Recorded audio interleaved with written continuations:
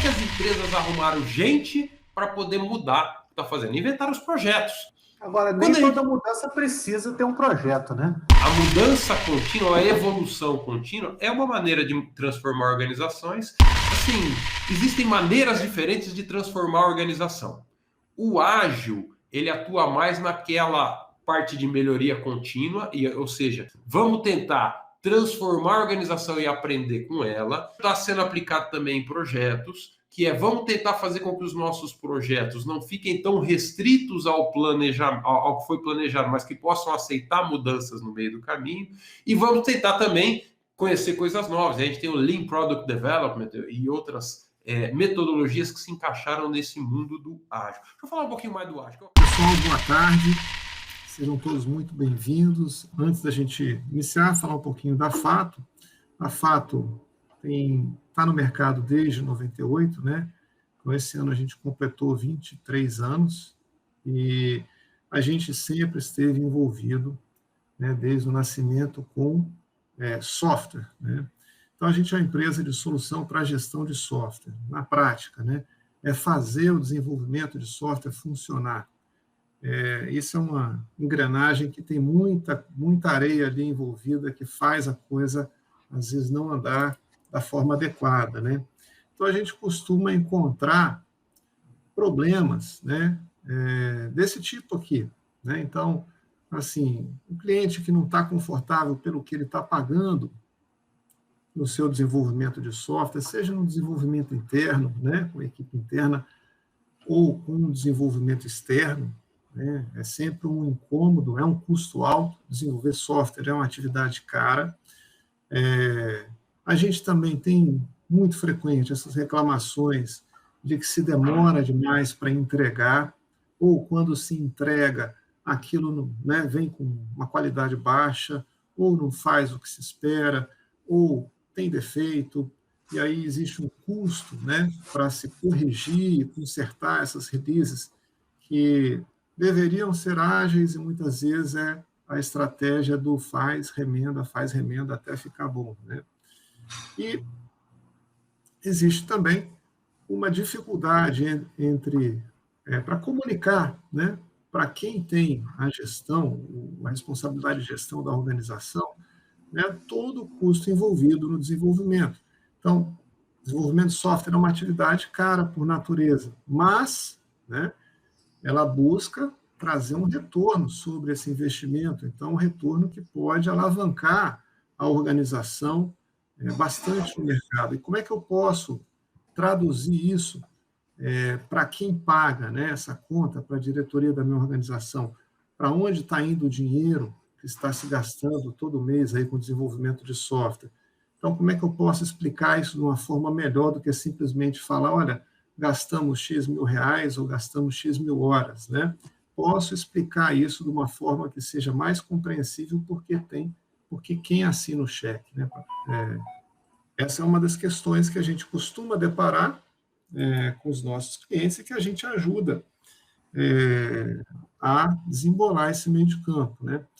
Uma das nossas atuações é na parte de métricas e estimativas, e a gente tem uma equipe, uma operação, uma fábrica de métricas, né, atendendo a dezenas de clientes hoje, tanto no setor público como no setor privado, e ajudando esses clientes, tanto a ter um relacionamento, né, de desenvolvimento de software com fornecedores de forma mais interessante, né, do ponto de vista aí quando nosso cliente é a fábrica de software, né, ou quando é o contratante, né, a gente atua com os dois lados, fazer esse modelo ser interessante para as duas partes, um modelo que seja alinhe interesses entre quem desenvolve e quem contrata o desenvolvimento. A gente também tem clientes não só no Brasil, né? A Fato ela atua também no mercado latino-americano, então temos clientes aí que a gente já prestou serviço México, Colômbia, Peru, né? Uruguai, Paraguai, são alguns clientes que a gente já teve a oportunidade de prestar algum serviço nessa área, né? Aqui só um TBT, né? Pré-pandemia, a gente alguma confraternização lá no escritório. O escritório hoje é um grande vazio, né? Na verdade, essa foto aí do canto superior direito representa o que é o escritório hoje, né? Mesas vazias, né? Estamos há mais de um ano em home office, funcionando bem, graças a Deus, né? E procurando interagir com a equipe aí da forma possível, como a gente está fazendo aqui agora, né? Esperamos aí, em breve, poder estar de novo aí, cara a cara, aí, todo mundo, né? Tanto com a nossa equipe, quanto os nossos clientes também. Então, a gente trabalha nessa perspectiva da gestão de software, não só na parte de métricas e estimativas, como eu comentei, parte de requisitos, apoiando os clientes, né? A decidir ou definir corretamente o que precisa ser feito, né? Na parte de qualidade, com testes, com certificação, na gestão desse relacionamento com fornecedores de desenvolvimento de software, tanto na definição de modelos, como na própria operação, né, do modelo, na gestão desse desenvolvimento. E com benchmarking, onde você pode ter a oportunidade de comparar o seu desenvolvimento com referências externas de mercado. Tá? Bom, deixa eu só também não me atrasar muito aqui.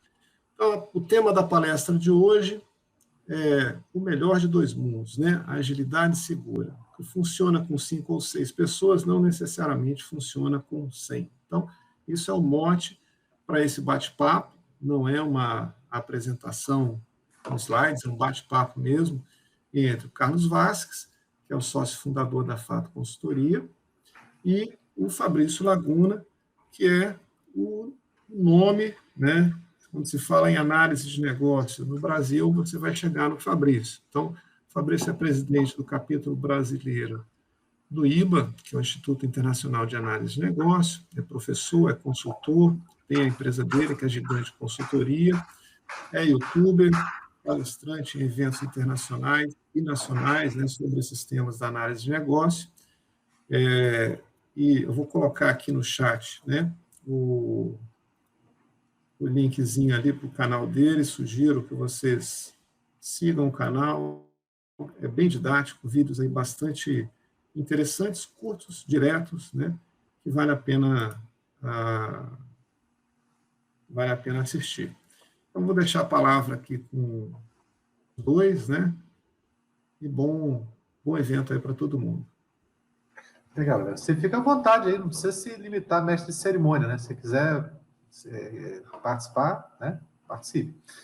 Muito obrigado. Fabrício, antes de tudo aí, cara, muito obrigado pela tua participação, por separar aí esse tempo da sua agenda. Eu me sinto, assim, honrado de ter você aqui conosco aqui nesse evento, né? Eu estava, enquanto a gente estava aguardando abrir o evento, comentando, né?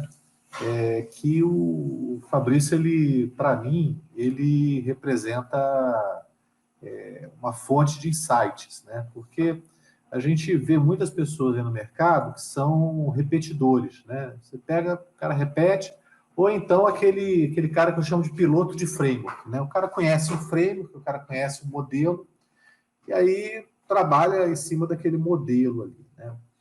O Fabrício, ele tem o conhecimento que permitiria ele ser um repetidor, né? É um profundo conhecimento de vários modelos, mas ele é um sujeito que ele tem um pensamento próprio, né? Então, uma das qualidades assim que eu vejo nele é que ele foi assim um pioneiro em enxergar a análise de negócio como um papel integrativo, né? Na solução de problemas, porque até então, e ainda hoje, se vê uma lacuna, né, entre a esfera da TI e a esfera de negócio, né? E o Fabrício coloca de uma maneira muito apropriada a análise de negócio como uma ferramenta aí de integração desses dois mundos, né? Eu trabalho assim eminentemente no mundo de software, onde o software é um componente de uma solução mais ampla na qual ele se insere, né? Então, eu vejo essa conversa interessante para a gente ter essa visão integrativa, né? E diferentemente de outras pessoas que têm essa visão integrativa, eu não vejo assim o Fabrício como sendo um hippie do ágil, né? Eu ouvi esse termo ontem, hippie do ágil. Quando estava conversando com a profissional que vai nos acompanhar do evento do Mundo Hispanohablante, né? Uma profissional da Colômbia, ela comentando que quando a gente fala assim de produtividade, muitas pessoas ágeis se arrepiam e falam que isso é algo que deve ser completamente ignorado, né? Então, eu queria, para a gente começar essa conversa, ouvir um pouco do Fabrício, o que ele vê assim da evolução desse movimento ágil, né? O ágil não é uma coisa recente, já tem 20 anos aí que a gente tem o Manifesto Ágil, né? Os fundamentos do ágil são ainda anteriores a isso, está falando aí de 40 anos, então não é uma coisa nova. Então eu queria ouvir um pouquinho do Fabrício sobre o que ele tem a dizer sobre a evolução, né, da agilidade, vamos chamar assim, no contexto da análise de negócio, que é a especialidade dele, né? Mas sem deixar de colocar em perspectiva o universo aí que a gente milita, né? Que é o do desenvolvimento de sistemas. Fabrício, a bola está com você. Muito obrigado pela introdução aí, Cadu. Para mim é uma honra estar aqui nesse canal e participando com você hoje. Você já teve algumas vezes comigo lá no Papo de Negócios do IBA Brasil. Foi um prazer ter você lá. E lá eu era o seu... Como é que fala? Anfitrião, né? E você, o convidado, hoje eu estou no outro papel.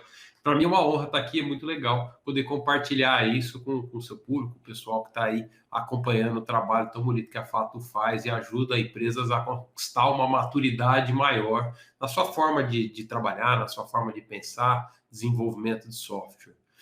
Fazendo um pouquinho desse histórico que você me pediu, eu queria começar dizendo assim, muitas dos termos que a gente usa para definir fronteiras, quando a gente está falando em análise de negócios, gerenciamento de projetos, ágil, arquitetura corporativa, qualidade, na verdade essas fronteiras não existem, elas são agrupamentos lógicos que a gente utiliza para pensar mais claramente, entender mais claramente um conjunto de conceitos que são úteis para o nosso trabalho, são úteis para a maneira como a gente está trabalhando. E esses conceitos, eles são muito menos inventados e mais descobertos, tá? O que eu quero dizer com isso? Quando diz que os portugueses vieram descobrir o Brasil, eles não inventaram o Brasil. O Brasil estava aqui, alguém veio aqui e ocupou esse espaço, mas já tinha Brasil aqui. Quando a gente fala do ágil e que o ágil nasceu em 2001 com o Manifesto, na verdade, agrupou-se um monte de ideias que já estavam lá, né? Inclusive, o manifesto começa dizendo, a gente tem visto que tem umas coisas que nós estamos fazendo que está dando certo. E aí a gente está chamando isso agora de ágil. Então, batizou alguma coisa que já existia. Então, todas essas disciplinas, elas vêm, ou elas se organizam, são formas de pensar que ajudam a gente a ter um pouco mais de clareza, para pensar de maneira estruturada, de formas para resolver um determinado problema. Se a gente olhar para trás e pensar em disciplinas, se eu pensar em organização e método, que está meio fora de moda, né? Mas organização e método é a ideia de estruturar a sua organização para deixar de resolver as coisas cada hora de um jeito. Ou seja, hoje a gente poderia chamar isso de gestão de processos, né? Talvez seria um nome mais adequado. A nossa empresa precisa atender o cliente, mas cada hora a gente atende o cliente de um jeito diferente, a gente dá um desconto diferente. Então, vamos organizar isso aqui, né? Então, a gente cria processos, a gente estabelece maneiras estruturadas de atender o cliente.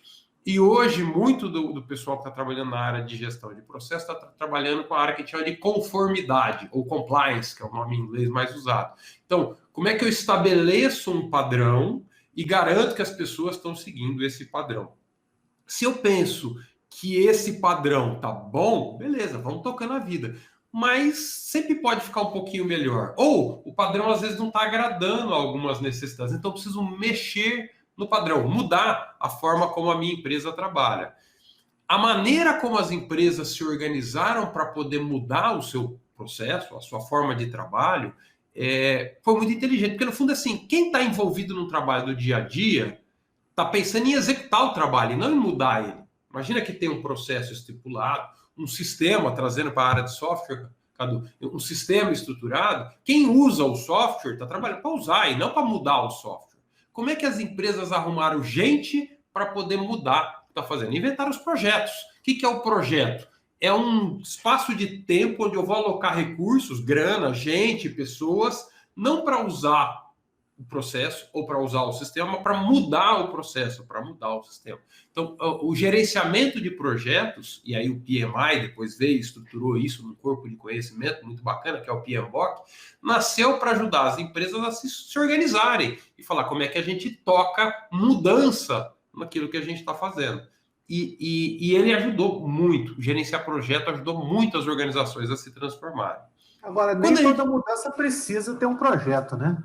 Perfeito. Então, assim, essa foi uma falácia, talvez, que o PMI contou durante muito tempo, é que toda mudança precisava ser feita através de projetos. Mas não é verdade. Você tem, e aí, isso não é novidade, isso é antigo, se a gente pensar no ciclo PDCA, que o Deming criou lá atrás na gestão da qualidade, que é o planeja, faz, do check, avalia e age, melhora. E você vai criando ciclos de melhoria e você não precisa necessariamente ter um projeto para mudar. Você pode ter estruturado na sua organização um processo de mudança contínuo, com certas etapas ou atividades premeditadas que acontecem continuamente dentro da sua organização e muda. Então, a mudança contínua, a evolução contínua, é uma maneira de transformar organizações. E tem uma terceira ainda, que não é nem a transformação contínua, e nem exatamente os projetos. Alguns podem argumentar que é projeto, mas o IAB coloca isso como...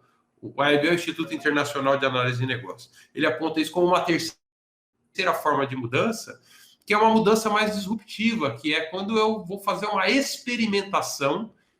Isso vai acabar quando? Eu não tenho nem ideia. Isso vai para onde? Também não sei. Projeto pressupõe uma iniciativa temporária de um escopo definido, algo que eu sei onde eu vou chegar, e aí eu planejo o que eu vou fazer, faço, executo, implemento e termino.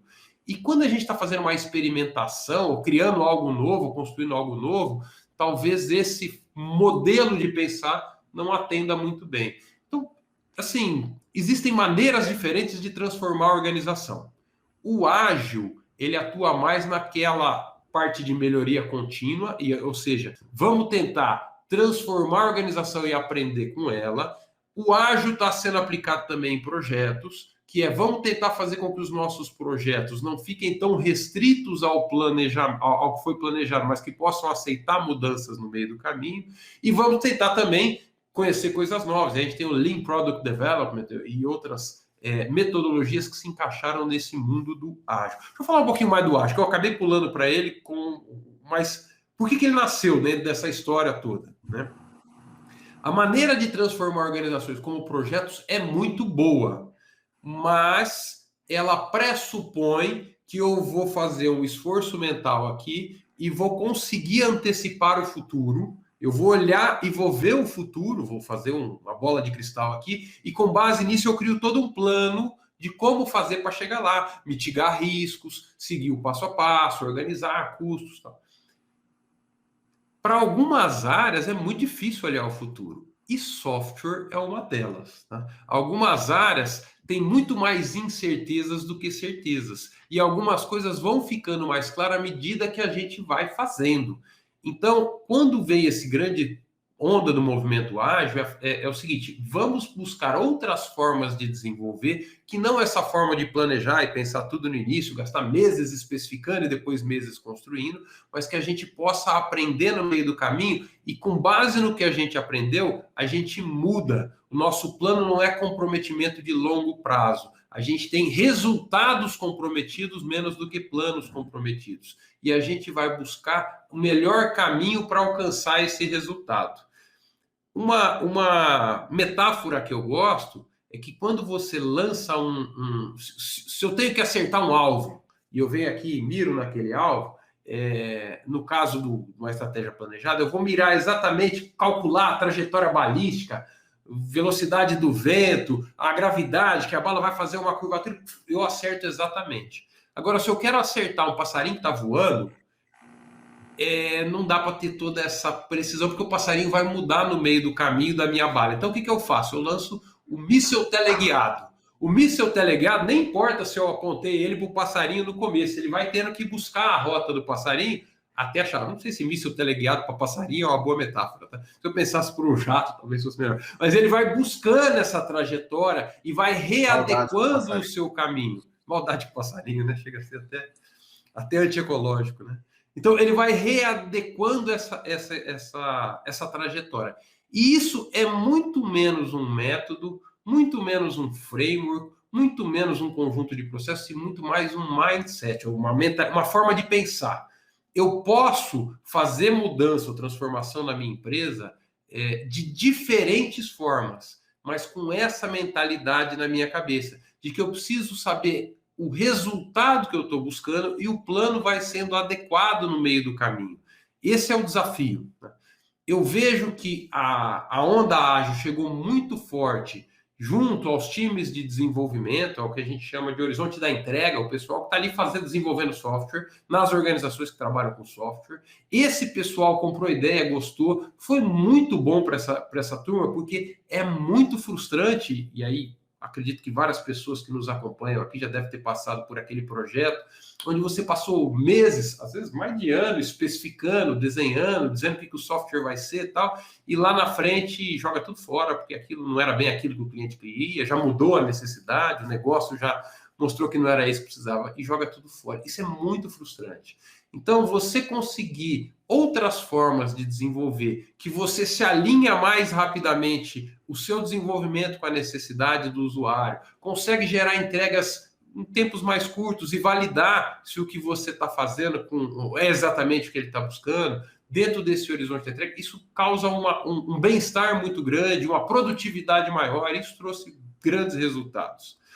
Agora, o pensamento ágil, ele não se limita a esse horizonte da entrega. Existem outros horizontes dentro de uma organização que precisam estar também comprometidos com essa ideia de mudar o planejamento.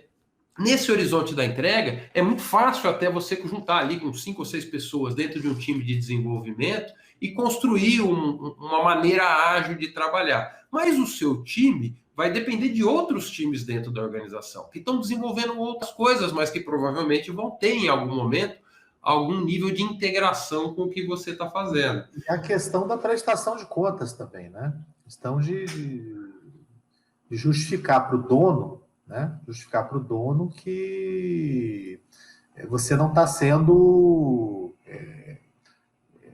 vamos colocar assim, não está barrigando, né?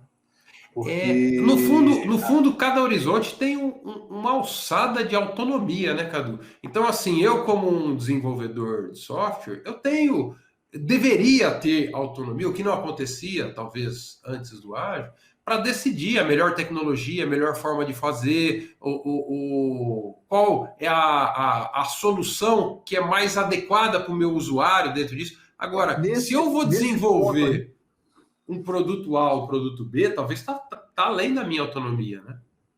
Nesse ponto aí que você falou, cara, você colocou tantos pontos importantes ali que eu não consigo nem sintetizar sem a gente comprometer o nosso progresso aqui. Mas um ponto interessante que você falou é o seguinte, da mentalidade, né? Toda mudança de mentalidade tem que vencer uma certa inércia, né? Então, eu costumo dizer que algumas ações, elas são corretas no tempo. O que é uma ação correta no tempo? Naquele momento, aquela ação ela era correta. Porém, o sucesso daquela ação naquele momento não é garantia que a manutenção daquele comportamento é válido num outro contexto, né? Então, esse ano 2020 foi um ano que eu comecei a brincar com bolsa de valores, né? Foi um negócio assim Para mim, uma experiência muito legal. Recomendo a todo mundo que experimente. E a gente percebe que você tem uma ação, por exemplo, ela vai subindo, né? Chega um ponto que tem um fenômeno que eles chamam de correção, né? O que é a correção? É quando aquela ação já teve assim, um crescimento fruto de um entusiasmo, uma coisa descolada da realidade, e aí aquele preço cai, né? E depois começa um outro ciclo, né? Eventualmente superando aquele ponto que tinha chegado, eventualmente não, né? Descendo ou subindo. Mas existe pode ter a correção para cima ou para baixo, né? Exatamente. Pode, como você colocou aí, a questão dos diferentes âmbitos, né? Horizontes que você colocou, dependendo desse horizonte, você pode estar subindo, estar descendo. Então, o que acontece? Eu vejo que essa coisa da confiança, essa coisa de não ter uma preocupação com a produtividade, eu vejo que a granularidade, né? Se é uma granularidade muito fininha, uma granularidade do nível da equipe, como você muito bem colocou, né? Tudo isso foi extremamente necessário nesse âmbito, nesse horizonte da equipe, né? Porém, se a gente for utilizar essas mesmas soluções, né, para continuar o crescimento dessa agilidade, aquilo que deu certo no passado não necessariamente vai ser o que vai viabilizar isso para o futuro, né? Então, por exemplo, eu vejo em 2020 agora, teve a liberação do Scrum novo, né? E esse manual do Scrum ele vem sendo gradativamente encolhido, ele vem diminuindo, né? Tinha 32 páginas, hoje tem umas 13 páginas, tinha 17 páginas. Ele vem cada vez ficando mais simples. E apesar dele ficar cada vez mais simples, um dos pontos que se colocou ênfase agora é na questão do compromisso, a questão do objetivo, né? Não o objetivo, como você colocou, do míssil balístico ali, que já tem uma coisa pré-determinada, né? Mas dos objetivos conforme a amplitude do que está se avaliando, né? Então, se eu estou olhando uma janela diária, eu tenho ali meu objetivo diário. Se eu estou numa janela mensal, eu tenho lá meu objetivo mensal, né? Então, dentro dessa linha que você estava comentando, esse entendimento que eu estou tendo?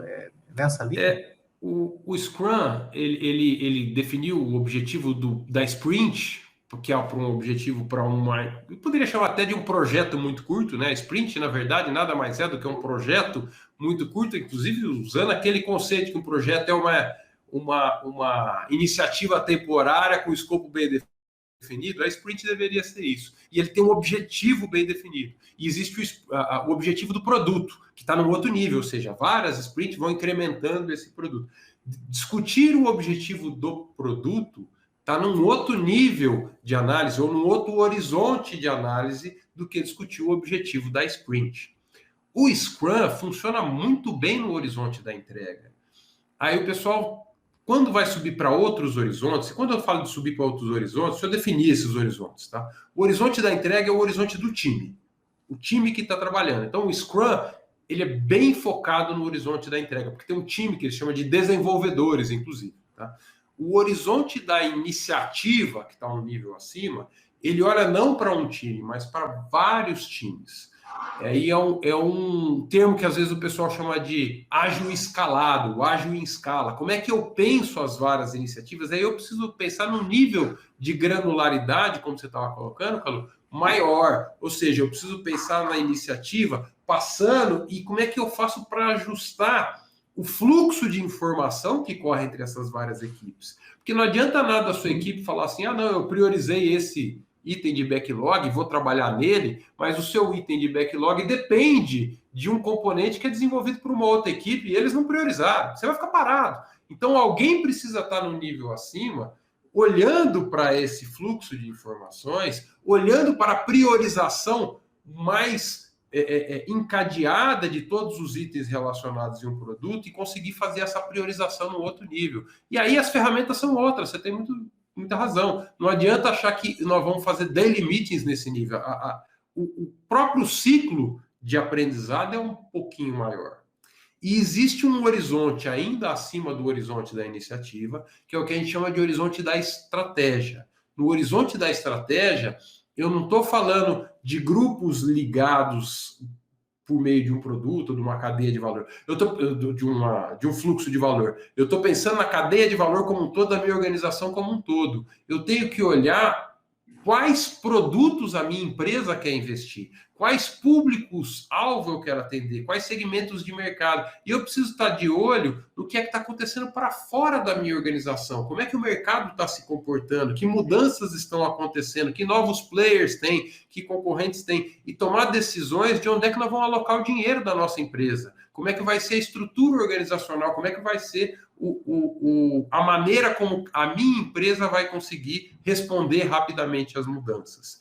Se eu pensar que lá no horizonte da entrega a gente fazia priorização de backlogs, tá? No horizonte da iniciativa, eu tenho vários backlogs de várias equipes e eu preciso priorizar, talvez no nível maior. E aí a gente pode usar nomes ou técnicas diferentes, priorizar features, priorizar job stories, tentar usar um nome maior, priorizar outcomes. E no nível da estratégia, eu preciso fazer o meu portfólio de iniciativas e pensar a estrutura da empresa como um todo. Como é que eu torno toda essa estrutura mais ágil?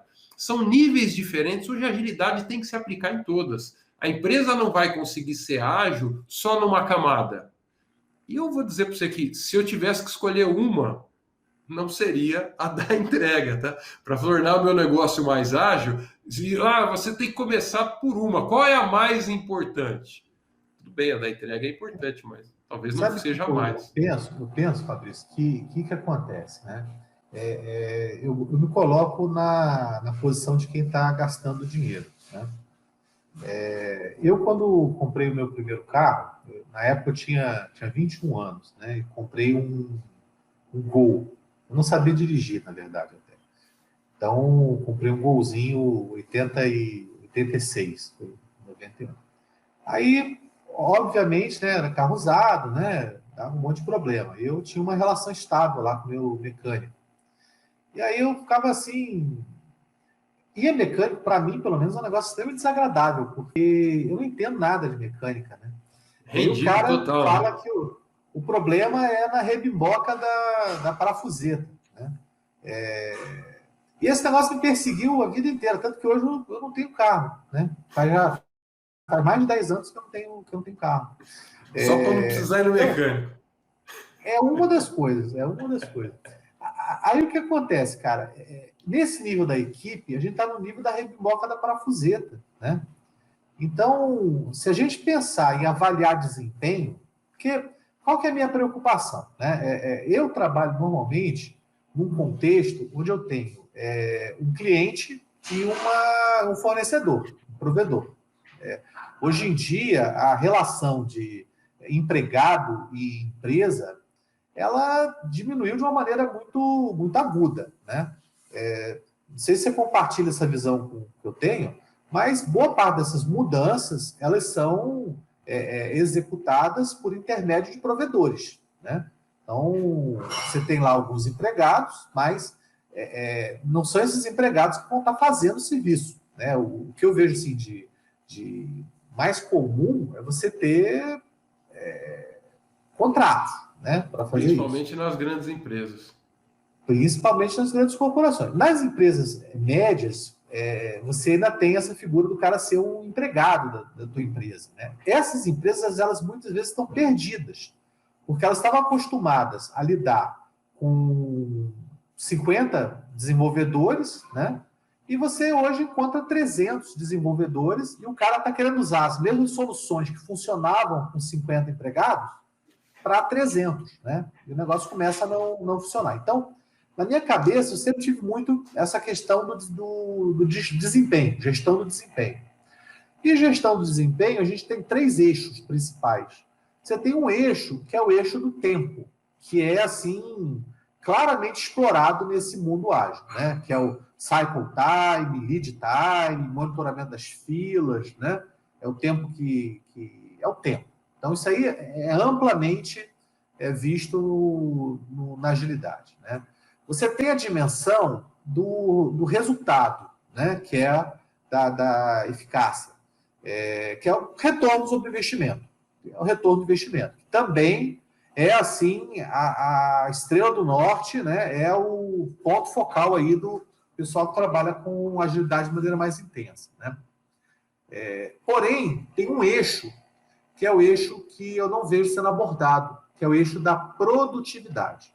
É o eixo onde você tenta diminuir o desperdício. Algum desperdício, eu acho que é inevitável, principalmente no contexto de inovação, onde você precisa ter uma experimentação, um feedback, um aprendizado, para você fazer aquela correção de rumo que você muito bem colocou lá, né? Agora, quando a gente fala dessa questão da produtividade para o pessoal que milita com agilidade, dos eventos de agilidade, essas pessoas se arrepiam e essas pessoas falam que você não deve se preocupar com isso e você deve confiar que as pessoas são boas, né? E que essa questão da produtividade ela se resolve de maneira intrínseca. Essa é uma percepção que eu tenho. Eu vejo que eu não consigo vender esse discurso para um diretor de um grande banco. Eu vejo que eu não consigo vender esse discurso para uma corporação mais complexa, né? Que é o público que você costuma trabalhar também. Então, na sua vivência, como é que você tem lidado com esse fenômeno? Você tem se deparado com esses xiitas do ágil, né? O termo que a minha colega colombiana lá usou eram os hippies do ágil, né? Essa é uma pergunta, né? Se você tem tido esse encontro, né? Se você concorda que algo que tenha sido positivo no passado, por exemplo, quando a gente estava trabalhando em mudar o mindset, né? A mentalidade, daquele desenvolvimento extremamente sequencial para um desenvolvimento mais dinâmico, né? De fato, a produtividade vai ser a última coisa para me preocupar, né? Mas hoje em dia, essa mentalidade eu vejo que já houve uma transformação nela, né? Então, são duas perguntas, né? Se você tem encontrado com esse pessoal e como tem sido esses encontros, e qual é a sua opinião sobre essa questão da dimensão da produtividade? Se ela realmente é algo que não é uma preocupação pertinente, né, para a gestão de desempenho. Eu acho ela pertinente, sim. Eu acho que ela tem que ser medida. Eu acho que ela é fundamental. Como é que eu posso aprender? Porque, assim, os pilares do Scrum, pegando o Scrum como framework, né? É a transparência, que é que a pessoa consiga ver o que eu estou fazendo, saber o que eu estou fazendo, né? A inspeção, ou seja, aquilo que está tão transparente, qualquer um pode vir e olhar o que eu estou fazendo e entender o que eu fiz. Para isso, inclusive, existem as cerimônias. Para isso, você tem dailies, você tem reviews, você tem retrospectivos, para que as pessoas possam ver. E a adaptação. As pessoas possam ver. Eu, Cadu, não consigo inspecionar o que o meu mecânico está fazendo. Então, por isso a produtividade deveria ser o que você está inspecionando. Você não deveria inspecionar, e aí eu acho que esse é o negócio. Você levou o seu carro para o mecânico e seu carro estava fazendo um barulho, né? E aí o seu carro estava engasopando, sei lá qual é que eram os sintomas que você identificou no seu carro. Talvez não na linguagem do mecânico, na sua. Meu carro está engasopando, meu carro está lento, eu não consigo subir, né? E você precisa avaliar, ao final, se aqueles resultados vieram ao contente e seu carro foi adequadamente adaptado às suas necessidades. No caso do mecânico, eu entendo a sua agonia, porque eu sinto a mesma coisa, tá, Cadu? Eu sou tão analfabeto em mecânica quanto você. E aí, o que é que você... Normalmente, uma empresa grande, para não se render a um mecânico, ela faz orçamento com 2 ou 3 mecânicos. Certo? Se o mecânico de fato trocou a rebimboca da parafuseta ou se ele usou uma outra peça, não chega a ser o resultado que a empresa espera. A empresa não espera a troca da rebimboca da parafuseta, ela espera o carro funcionando, conseguindo subir, fazer o arranque, ter os resultados desejados. Então, quando você fala em produtividade, e eu entendo que é fundamental no ágil, para a gente saber o que a gente fez, conseguir inspecionar e adaptar, nós precisamos medir alguma coisa, o que foi produzido. E, idealmente, esse produzido não está na linguagem do desenvolvedor. Esse produzido é alguma coisa percebida e entendida pelo consumidor, usando essa adaptação entre provedor e consumidor, tá? Pelo cliente, pelo consumidor. Tem que estar na linguagem do consumidor. Ele precisa dizer, olha, o que eu quero como resultado não é a rebimboca da parafuseta trocada, é o carro não engasopando, ele conseguir medir isso. E essa mensuração eu acho fundamental, eu não consigo adaptar sem medir se o meu time está sendo produtivo. E produzir não é quantas linhas de código fez, né, Cadu? Não é complicado. E você tem encontrado com esses hips do ágil? Muito. Eu, pessoalmente... uma coisa mais rara? Não, é mais comum do que raro. Eu, pessoalmente, gosto de me definir como um agilista relutante, tá? Igual eu disse que São Francisco se definia como... Tem um livro, né? São Francisco, o santo relutante. Não que eu seja santo, longe disso, né? Talvez nem agilista eu seja, mas assim, eu sou um agilista relutante, porque existe uma aura um pouco... Você é um consultor, Fabrício. Você é um consultor. Sou um consultor. Quando você identifica uma oportunidade onde os princípios da agilidade se apliquem naquela cultura, naquele contexto, você vai fazer dessa forma. Quando você encontra, né? Então, você é o cara que consegue diagnosticar e fazer a transformação necessária para que essa agilidade, essa leitura que eu faço dos contatos que eu tenho contigo e dos teus clientes, que alguns são os meus clientes também, e eu acompanho de longe assim que você faz, né? O que eu vejo é isso, né? Você é um cara que resolve o problema, né? Escolhendo a melhor ferramenta possível. Essa é a minha... É o que eu quero ser, tá, Cadu? Me esforço para ser assim, para ser uma pessoa bastante pragmática nas decisões sobre tomada de decisão, uma decisão que realmente funciona. Mas isso é uma busca diária, porque não é assim tão fácil, tá, Cadu? Na minha percepção, o ágil, ele arrebatou muita gente como assim uma religião, sabe? Eu vi Jesus e minha vida mudou, e muitas pessoas se encantaram de tal maneira que se tornaram evangelizadores. Isso foi bom. Não sei se foi bom, talvez foi necessário, né? Necessário, foi bom e necessário. A questão que eu coloco hoje, né, é que será que isso já não passou? Será que a gente já não tem essa ruptura, né? E a gente está no momento de uma correção, né? Como aquele papel que está subindo, ela tem que descer um pouquinho. Esse que é o... Eu acho que é do princípio da agilidade, ó. Inspeção e adaptação, tá? Ou seja, a gente acreditou, no fundo assim, ó, minha percepção, começo da década de 2000, saiu o manifesto e tal, tinha um pessoal que vendia o ágil com tal entusiasmo e com tal gana que todo mundo torcia o nariz, tá? Falando, esses caras são malucos, os caras querem jogar tudo para fora, tal. E um pouco no que você falou, eram hips, tá? Hips Mas funciona. A gente tem um produto que é um produto... Não, mas essa torcida de nariz, né? o fato de ter um discurso tão hippie, torciam o nariz. Então, o ágil era adotado em pequenas empresas, em startups, foi adotado ali. Hoje, o discurso não está mais na pequena empresa, hoje o ágil, ele é o mainstream, como a gente fala, né? Ou seja, ele está de tal forma difundido que uma pessoa que entrou no mercado nos últimos 17, 8 anos, ele não sabe o que é não ser ágil, ou não seguir um método ágil. Ele não tem mais a referência do tradicional, ele só tem a referência do ágil. Então, mudou a maneira de visualizar. Então, é essencial que exista uma maturidade, né? Eu confesso, eu como agilista relutante, quando eu ouvi os hips falando, eu ficava um pouco com raiva, só por causa do discurso hippie. Tá? O cara tá querendo jogar fora tudo que a gente sabe até hoje, né? Parece que nada do que a gente aprendeu até hoje vale, só vale o que vem de novo. E vai mudando os nomes, de repente não existe uma requisita, é história de usuário. Não, a história do usuário não é requisito. Aonde que não é requisito? Aí joga toda a engenharia de requisitos fora. Né? Depende, né? A gente pega a história do usuário, Fabrício, que é tipo assim, história do usuário. Eu, como analista de sistemas, quero mudar a cor daquele label da tela. Eu quero implementar um web service de alguma coisa, entendeu?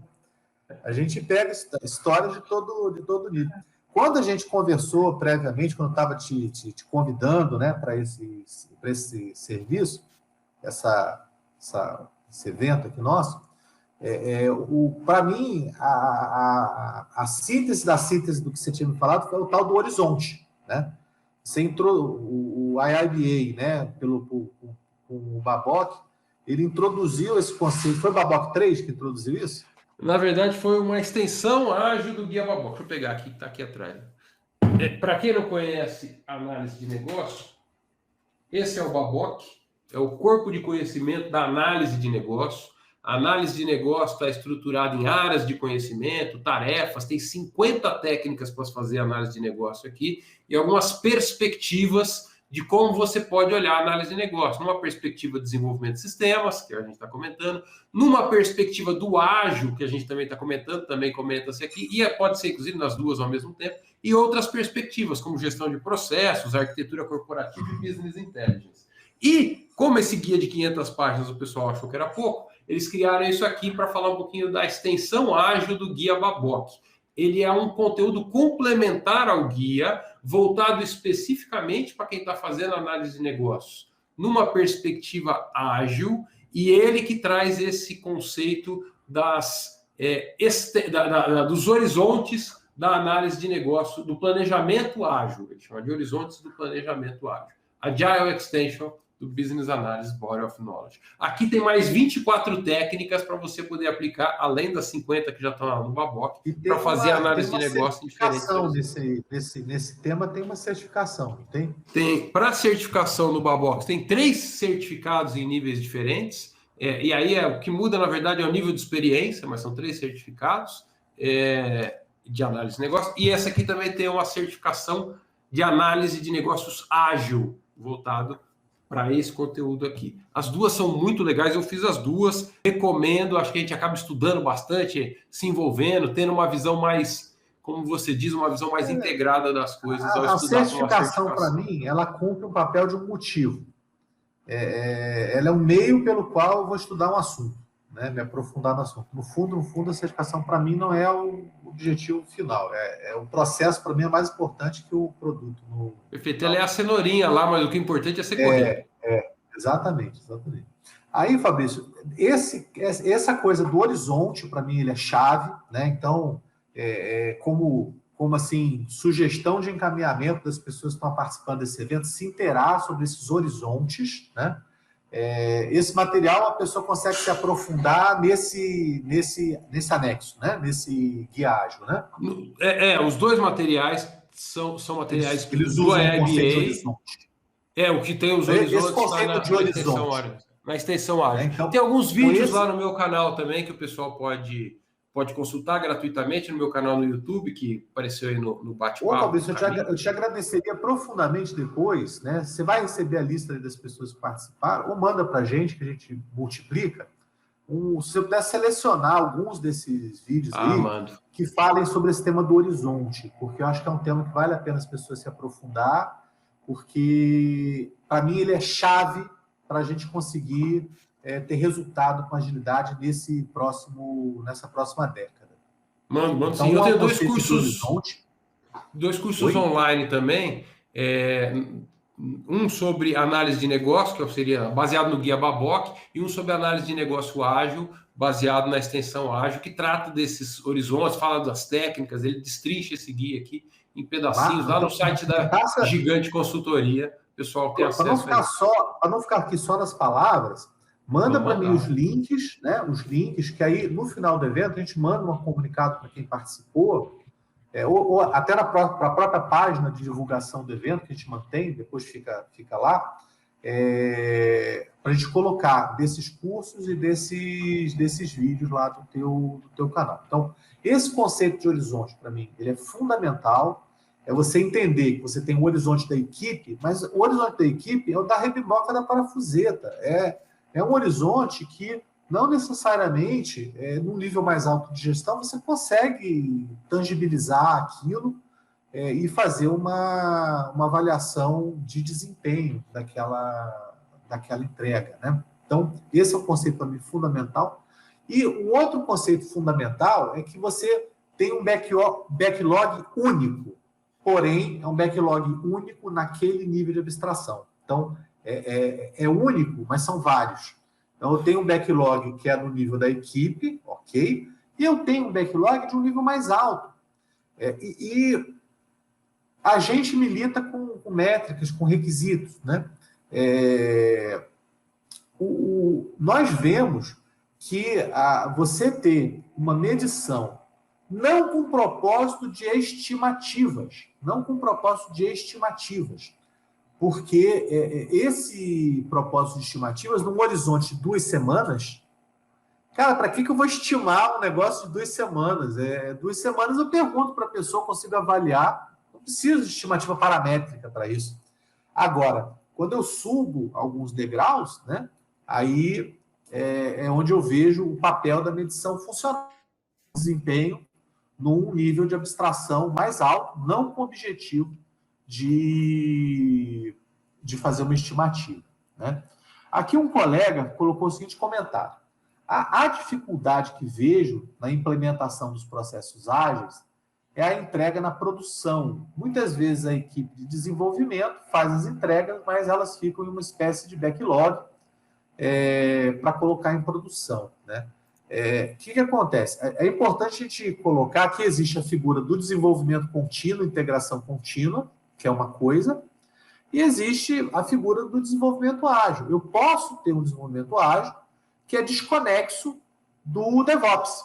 Eu posso ter um desenvolvimento ágil que tem o seguinte objetivo: permitir aos meus clientes ter um ciclo de experimentação, obter um feedback daquela experimentação e aí ter um aprendizado que vai permitir fazer o quê? O que o Fabrício brilhantemente ali colocou como sendo o míssil que você vai ajustando o alvo, né? Então, ainda que você tenha esse gargalo na produção, isso não tira o mérito da gente usar abordagens ágeis aí para desenvolver. Se você achar que estou falando merda aqui, você me avisa, tá, Fabrício? O interessante, assim, até para comentar, Suzileia, né, que está ali, acredito que seja uma moça.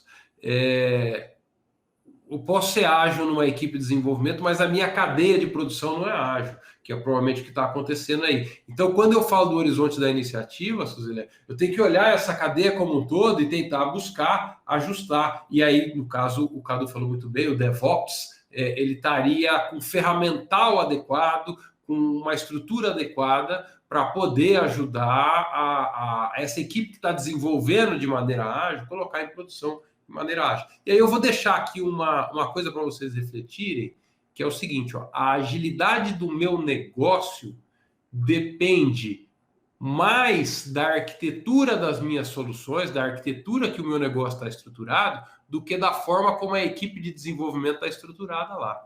Se eu tenho uma arquitetura de fácil configuração, onde eu posso mudar as coisas, e isso muda o que está em produção, eu sou muito mais ágil do que ter uma equipe de desenvolvimento usando qualquer framework que a gente peça, fazendo histórias de usuários, backlog, gestão, desenvolvimento com sprint, não sei o quê, mas uma arquitetura que me trave e não consegue alterar o meu negócio com facilidade. Uma arquitetura pensada ou feita em cima de um design pronto para ser configurado, talvez não precisa nem de desenvolvimento para que ela possa ser ágil. Eu posso simplesmente reconfigurar o meu negócio.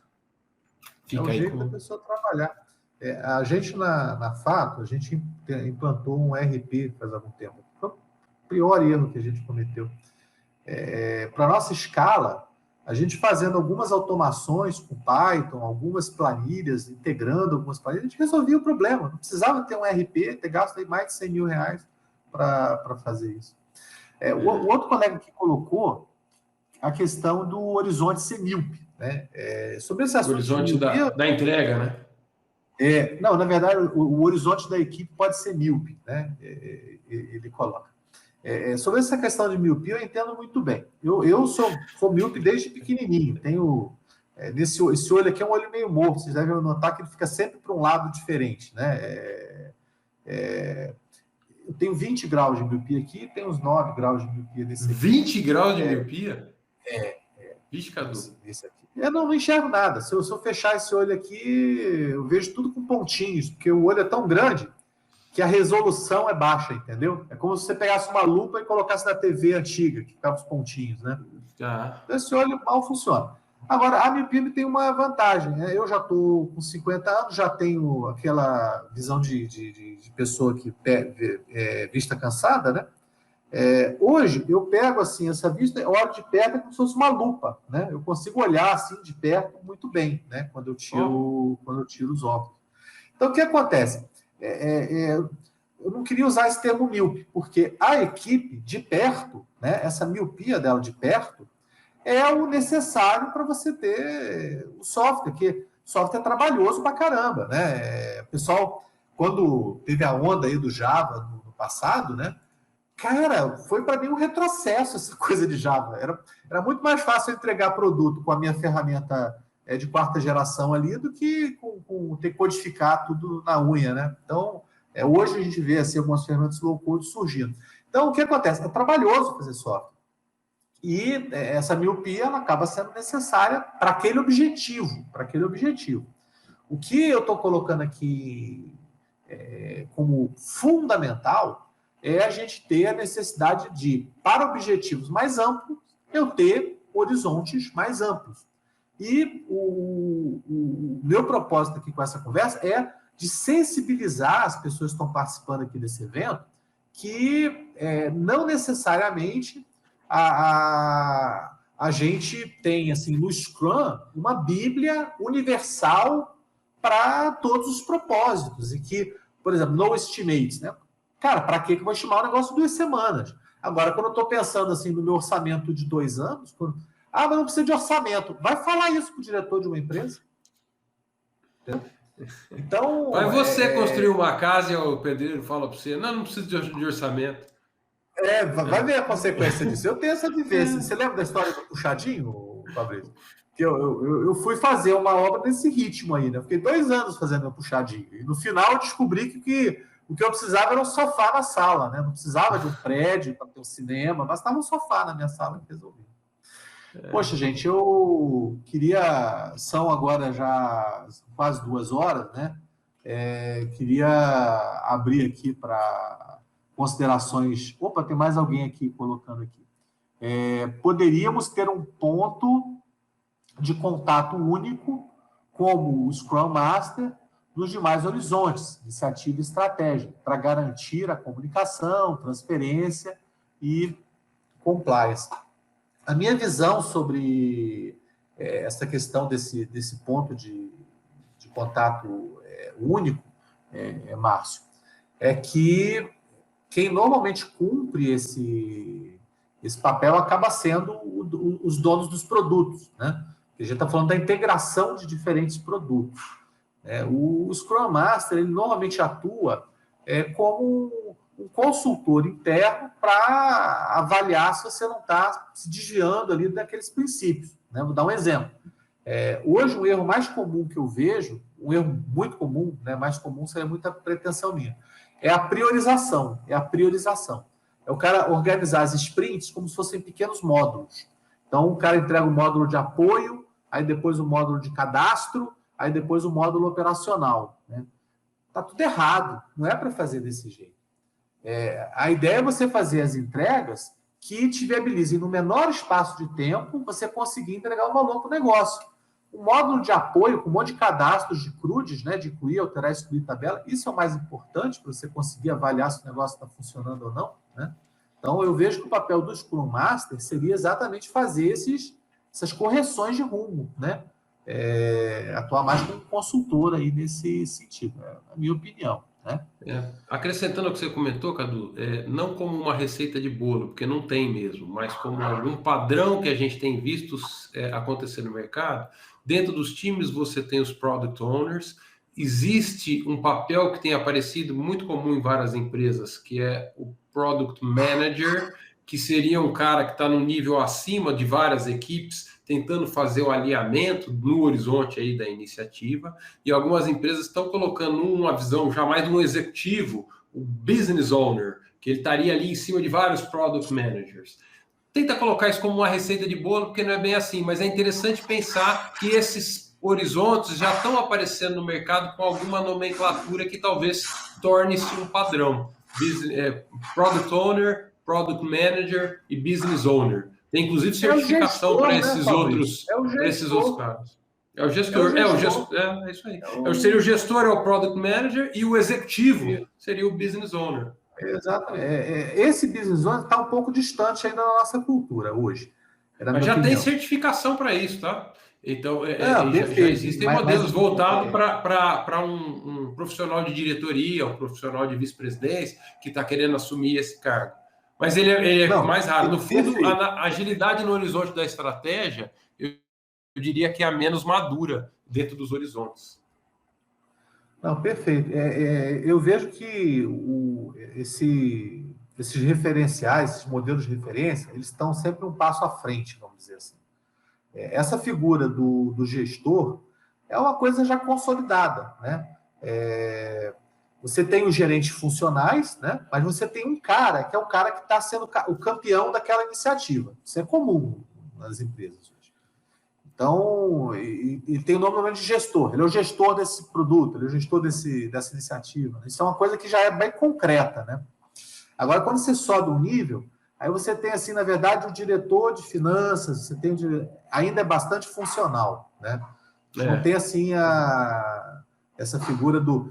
Eu já ouvi falar como se fosse um CEO, CFO, COO, você tem o C de estratégia, né? Seria esse cara aí. Mas é uma coisa que a gente não vê ainda como algo... mas ainda assim é funcional, né, Cadu?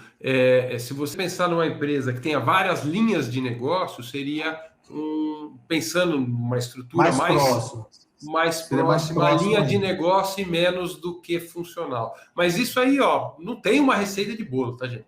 O que a gente precisa notar é que está mudando. A estrutura hierárquica funcional está mudando em grande parte das empresas porque ela é pouco ágil, ela responde muito lentamente às mudanças. Eu preciso pedir autorização para o meu chefe, que precisa utilizar autorização para o chefe dele, e ninguém tem autonomia para nada. E isso leva muito tempo para tomar uma mudança. Então, eu vejo que hoje os bancos são os que têm mais urgência em repensar isso, porque as fintechs são os que estão mais ameaçados. Você vê o preço das ações. Você pega as ações de banco, você vê claramente que está num patamar diferente do que estava um ano atrás. Fabrício, te agradeço profundamente por essa oportunidade. Né? Para mim, como eu te falei, é uma honra, um privilégio ter uma pessoa como você aqui com a gente. A gente está tentando, nesse programa de eventos que a gente tem feito, migrar de assuntos. Anteriormente, a gente falava o que é o caso de uso, né? O que é jornada do usuário, uma coisa mais funcional. A gente está tentando colocar um trabalho mais voltado para quem faz essa gestão do serviço, né? Quem cuida desse relacionamento entre cliente e fornecedor. E a tua participação aqui foi extremamente benéfica nesse objetivo nosso, né? Eu vou dar aqui a palavra para o Guilherme, para ele fazer o encerramento. Queria agradecer a todos que participaram, especialmente aqueles que colaboraram aqui com as perguntas, com os comentários, e o Guilherme vai fazer o encerramento aqui do evento. Fabrício, se você quiser, depois que o Guilherme abrir aqui a pesquisa, né, tem um prêmio, uma sorteio que a gente vai fazer, tem algumas coisas aí que o Guilherme vai compartilhar, em seguida aí a gente abre para as suas considerações finais, tá bom? Tá bom. Pessoal, eu só agradecer, então, a participação de vocês, né? O Fabrício também, a gentileza aí de se dispor a participar do nosso evento.